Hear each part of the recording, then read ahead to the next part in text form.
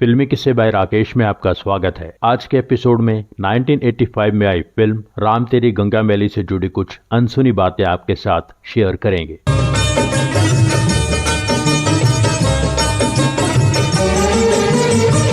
IMDb की information के अनुसार राज कपूर को इस फिल्म का आइडिया 1959 में आया था, जब वो जिस देश में गंगा बहती है बना रहे थे। फिर मेरा नाम जोकर के कंप्लीट होते होते इस फिल्म को बनाने की बात चली ऋषि कपूर और नीतू सिंह को लेकर। नीतू सिंह ने तब एज हीरोइन अपने करियर की शुरुआत नहीं की थी। मेरा नाम जोकर नहीं चली तो राज कपूर को लगा अभी ये सब्जेक्ट सेफ नहीं है। उन्होंने बॉबी बनाई, ऋषि कपूर के साथ डिम्पल को लॉन्च किया।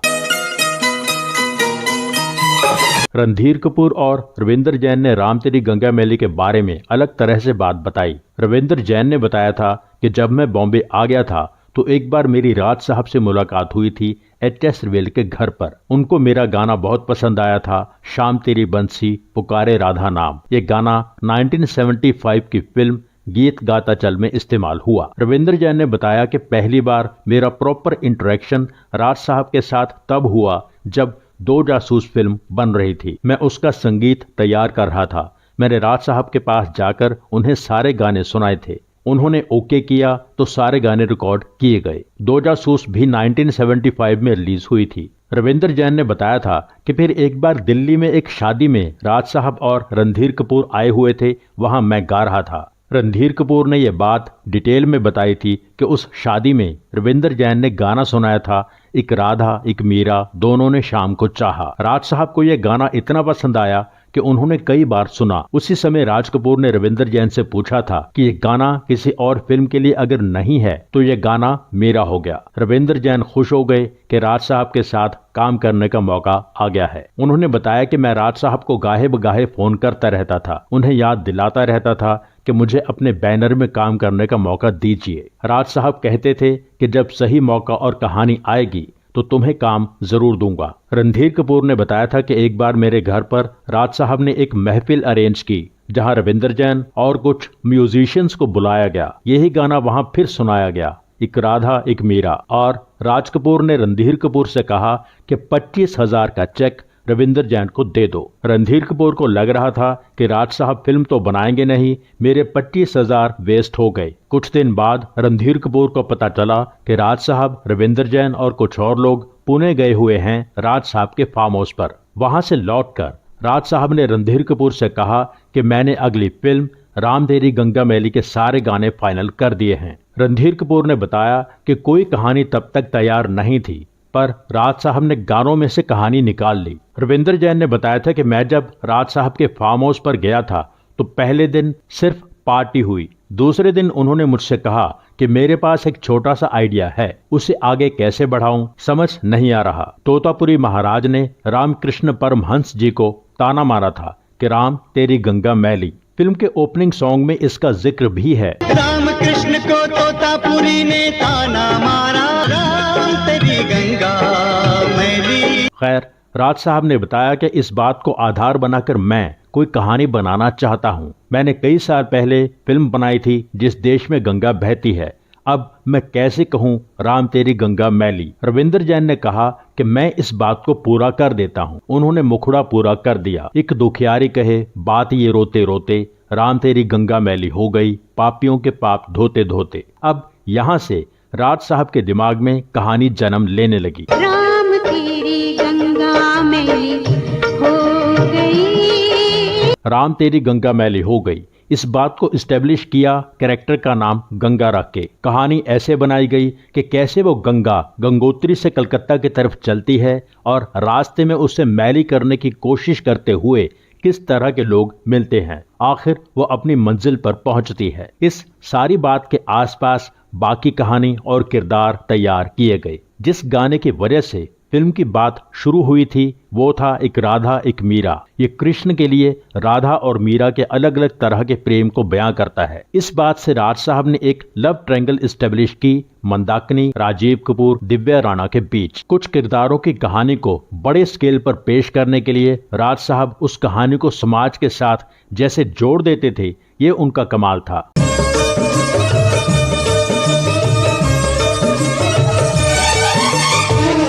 फिल्म की हीरोइन फाइनल नहीं हुई थी, पर राज कपूर ने 1983 में फिल्म की शूटिंग शुरू कर दी थी। राजीव कपूर, दिव्या राणा, रजा मुराद, सुषमा सेठ, कुलभूषण खरबंदा और गीता सिद्धार्थ के साथ उन्होंने कई इंडोर सीन्स शूट किए थे। दिल्ली में एक बार राज कपूर ने ज्योत्सना सिंह को देखा था। उन्हें मुंबई आने के लिए कहा, तब बॉम्बे था, पर स्क्रीन टेस्ट में बात नहीं बनी। ज्योत्सना सिंह 1992 की फिल्म विश्वात्मा में नजर आई थी। सुलक्षणा पंडित और विजेता पंडित की बहन संध्या ने भी ऑडिशन दिया था, वो भी सिलेक्ट नहीं हुई। पद्मिनी कोल्हापुरे ने बताया था कि राज साहब मुझे हीरोइन लेना चाहते थे, पर उस समय मैं कई फिल्मों में बिजी थी, डेट्स मैनेज नहीं हो रही थी। मीडिया में ये बात भी चली कि पद्मिनी ने कहा था कि फिल्म में एक किस सीन था जो मैं नहीं करना चाहती थी, इसलिए मैंने फिल्म में काम करने से इनकार कर दिया था। पूनम ढिल्लों के बारे में भी बात चली। रणधीर कपूर ने राज साहब से कहा कि पूनम ठीक नहीं रहेगी। उनका कहना था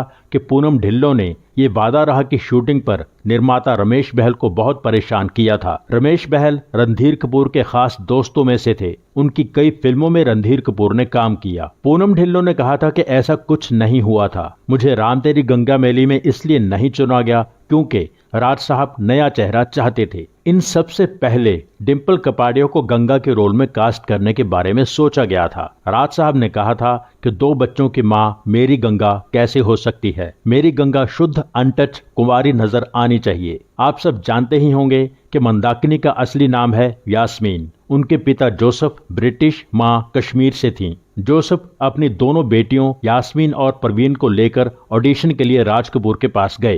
राज कपूर को यास्मीन पसंद आई। उन्होंने यास्मीन को फाइनल कर लिया था और स्क्रीन नेम दिया मंदाकिनी। मंदाकिनी गंगा से ही निकली एक उपनदी का नाम भी है। फिल्म की फाइनल स्टार कास्ट थी राजीव कपूर, मंदाकिनी, दिव्या राणा, सईद जाफरी, कुलभूषण खरबंदा, रजा Murad, Sushma Seth, Krishna Dhawan, Geeta Siddharth, Tom Alter, CS Dubey, Javed Khan, story Raj Kapoor, screen play K Singh, ज्योति स्वरूप, VP साठे, डायलॉग्स के सिंह, गीतकार हसरत जयपुरी, रविंद्र जैन, आमिर खजलबाश, संगीतकार रविंद्र जैन, निर्माता रणधीर कपूर। एज प्रोड्यूसर ये उनकी पहली फिल्म थी। फिल्म के निर्देशक थे राज कपूर। राज कपूर के निर्देशन में बनी यह आखिरी फिल्म थी। पर आज अचानक ये गंगा के मैलेपन को लेकर ये आंदोलन। ये पॉलिटिक्स का नियम है जीवा बाबू कि हर तोड़ फोड़, आगजनी और हत्याओं के पीछे कारण पवित्र होना चाहिए। अपना सब कुछ मैं तुम्हें सौंप चुकी हूँ साहिबा। अपनी गंगा को मैली मत होने देना। मेरा तो कोई बेटा है नहीं। नरेन को कुछ हो गया तो तुम्हारी कुंडली के योग पलट के रख दूंगा मैं। ये वही लुटिया है ना जिसमें नरेंद्र माँ के लिए गंगा जल रहा है? हाँ है तो वही। तुम बगैर बताए घर से भागे हो। तुम्हारी सुरक्षा की जिम्मेदारी हमारी है। बेटा हुआ है। कलकत्ता कहाँ है? जहाँ से गंगा शुरू होती है वो तेरा घर है, और जहाँ गंगा खत्म होती है वो कलकत्ता है। जिंदा इंसानों से डर लगता है बाबा, मुर्दों से किस बात का डर? ये दरवाजा क्यों बंद कर रहे हैं पंडित जी? खुला रहने से पूजा में बाधा पहुँचती है। आओ। जिस तरह गुमराह करके तुम लाए हो मुझे यहाँ, वो रास्ता किसी और को मत दिखाना, वरना दुनिया में लोग अंधों पर भी भरोसा नहीं करेंगे। रंडी की औलाद के माथे पर बाप का नाम नहीं लिखा होता। यूँ तो किसी के माथे पे उसके बाप का नाम नहीं लिखा होता। नहीं, रहने दो। आज नहीं तो कल ये सब दिखाना ही पड़ेगा। अपनी माँ का दूध पीते भी आपने ऐसा ही सोचा था। रुक जाओ गंगा! गंगा!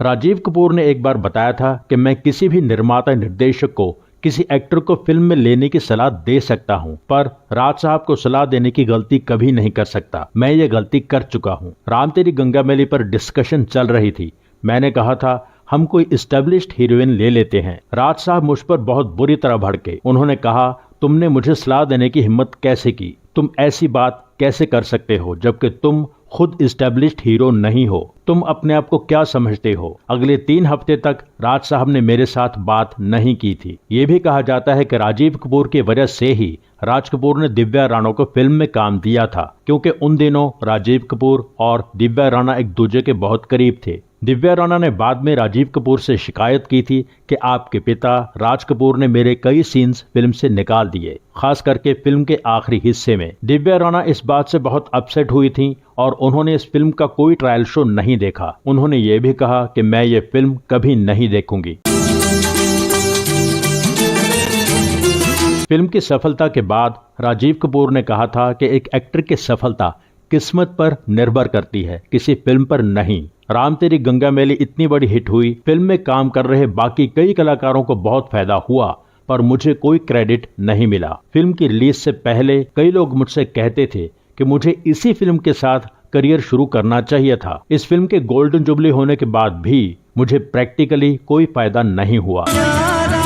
फिल्म की शूटिंग के दौरान राज कपूर की तबीयत बहुत खराब हो गई थी। फिल्म के कुछ सीन्स रणधीर कपूर ने डायरेक्ट किए थे। राज कपूर ने बॉबी की तरह ही इस फिल्म के भी 2 क्लाइमैक्स शूट किए थे, हैप्पी एंडिंग और सैड एंडिंग। दोनों फिल्मों में हैप्पी एंडिंग रखी गई। राज कपूर की फिल्मों की तरह ही इस बार भी फिल्म का बहुत स्ट्रॉन्ग पहलू था इसका म्यूजिक। फिल्म के सारे गाने हिट थे और फिल्म में उनकी प्लेसमेंट, फिल्मांकन सब कमाल था। संगीतकार रविंदर जैन ने बताया था कि राज साहब ने मुझे बहुत बड़ा कॉम्प्लीमेंट दिया था। उन्होंने कहा था कि मुझे शैलेंद्र और शंकर जयकिशन एक रविंदर जैन में ही मिल गए। राज साहब के बारे में यह भी फेमस था कि उनके पास उनकी अपनी कस्टडी में शंकर जयकिशन की बनाई हुई अनयूज्ड ट्यून्स बहुत रखी हुई थीं। वो उन्हें ही अपनी फिल्मों में इस्तेमाल करते थे। संगीतकार कोई भी हो, उसी धुन को थोड़ा सजाकर अपने ऑर्केस्ट्रा में पेश करता था। इस फिल्म के कई गाने ऐसे थे जो धुनें पहले ही रविंदर जैन बना चुके थे। क्योंकि वो गाना लिखते भी खुद थे,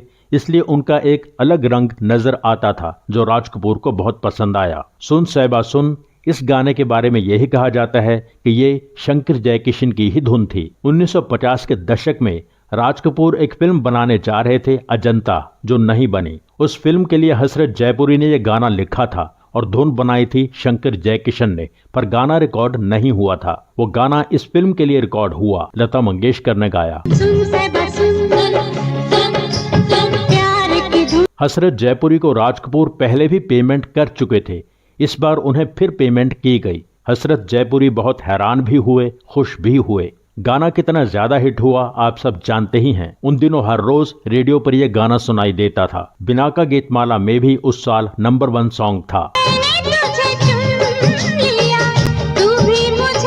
ये गाना तो पहले का लिखा हुआ गाना था। असल में राम तेरी गंगा मैली के लिए हसरत जयपुरी ने कोई गाना नहीं लिखा था। फिल्म का सिर्फ एक गाना अमीर कजलबाश ने लिखा था, सुरेश वाडकर ने गाया, मैं ही मैं हूँ। मुझको देखोगे जहाँ तक मैं ही मैं हूँ। फिल्म के बाकी सारे गाने रविंदर जैन ने ही लिखे थे। सिर्फ 2 ही सिंगर्स की आवाजें इस्तेमाल हुई, लता मंगेशकर और सुरेश वाडकर। जिस गाने की वजह से फिल्म पर असल में काम शुरू हुआ था, वो गाना फिल्म में आखिरी गाना था। उस समय तक फिल्म ऑडियंस को पूरी तरह अपने काबू में कर चुकी होती है और जिस तरह की सिचुएशन वहां क्रिएट की गई, जिन हालात में जिन लोगों के सामने गंगा को ये गीत गाना पड़ता है, वहां इसका इम्पैक्ट कई गुना बढ़ जाता है। एक प्रेम दीवानी, एक दरस दीवानी। रविंदर जैन को इस फिल्म के लिए best music director film fair award मिला था। देखते हैं गानों की मिली जुली झलक।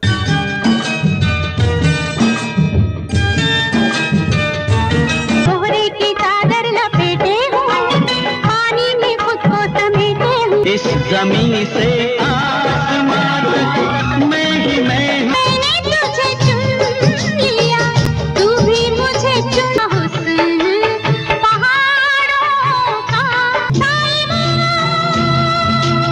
यारा हो सके तो सो जा, राम तेरी गंगा मैली हो गई। एक प्रेम दीवानी, एक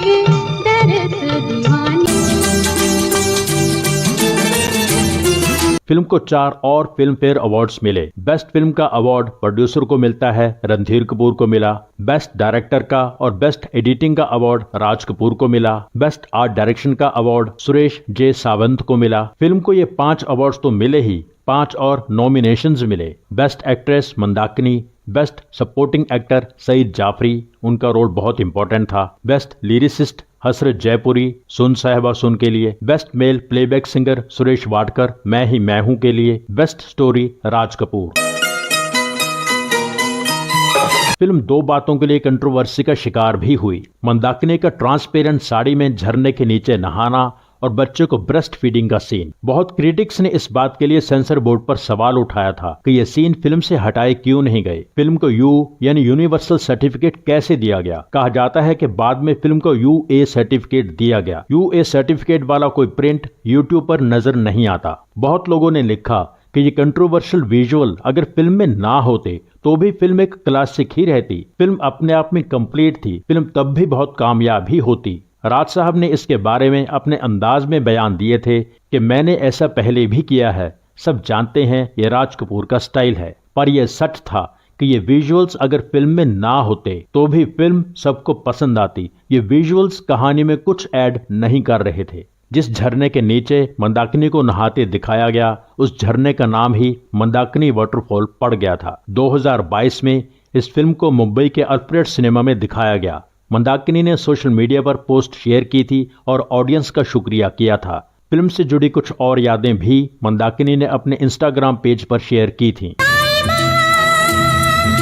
फिल्म की कंट्रोवर्शियल बातों को एक तरफ हटाकर अगर फिल्म को देखा जाए तो फिल्म एक क्लासिक है। हर पहलू बहुत मजबूत है। Story, screen play, dialogues, music, songs, cinematography, direction, editing, छोटा बड़ा रोल करने वाले हर कलाकार का काम बहुत अच्छा था। अमेरिकन स्कॉलर फिलिप लुटगेनडॉर्फ, जो अमेरिका की यूनिवर्सिटी ऑफ लोवा में हिंदी के प्रोफेसर भी रहे, उन्होंने लिखा था कि ये फिल्म एक रूपक है, एक ऐसी पोएम है जो बहुत छुपे हुए अर्थ उजागर करती है। शास्त्रीय और पौराणिक कथाओं, सॉफ्ट को राजनीतिक और सामाजिक टिप्पणियों की कड़ियों को जोड़ती है। यहाँ राजनेताओं और पूंजीपतियों के भ्रष्टाचार की निंदा की गई है और प्रधानमंत्री राजीव गांधी की पर्यावरणीय पहलों की पैरवी भी है। ये फिल्म अभिज्ञान शाकुंतलम कहानी को दोहराती है, जो पहली बार महाकाव्य महाभारत में दिखाई दी थी और फिर लगभग 600 साल बाद कवि कालिदास द्वारा फिर से तैयार की गई। आखिरी गीत एक राधा एक मीरा बहुत खास है। कहानी का क्लाइमैक्स है जहां दुल्हन बनने वाली लड़की का सामना उसकी सौत से होता है, जो सांस्कृतिक रूप से प्रदूषित नर्तकी है, जिसका सफर गंगा की तरह है, जो हिमालय के शुद्ध सोर्स से आती है। सभी इंसानी अशुद्धियों के साथ सब कुछ अपने अंदर समाकर हमेशा बहती रहती है। यहाँ राधा और मीरा के प्रेम के बीच अंतर भी है, जो फिल्म को कृष्ण लीलाओं से जोड़ता है।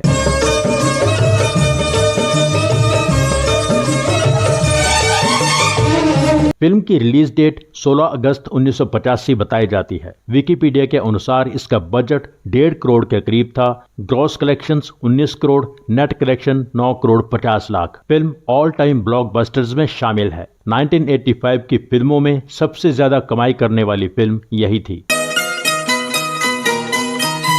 इसके साथ ही 1985 में आई फिल्म राम तेरी गंगा मैली के बारे में यह खास एपिसोड यहाँ पूरा होता है। एपिसोड के बारे में अपनी राय जरूर लिखें। जिन दोस्तों ने चैनल सब्सक्राइब नहीं किया है, प्लीज सब्सक्राइब कर लीजिए। सब्सक्राइब करके बेल आइकन में ऑल पर क्लिक कीजिए। एपिसोड लाइक कीजिए, शेयर कीजिए, कमेंट कीजिए। Thank you so much for watching.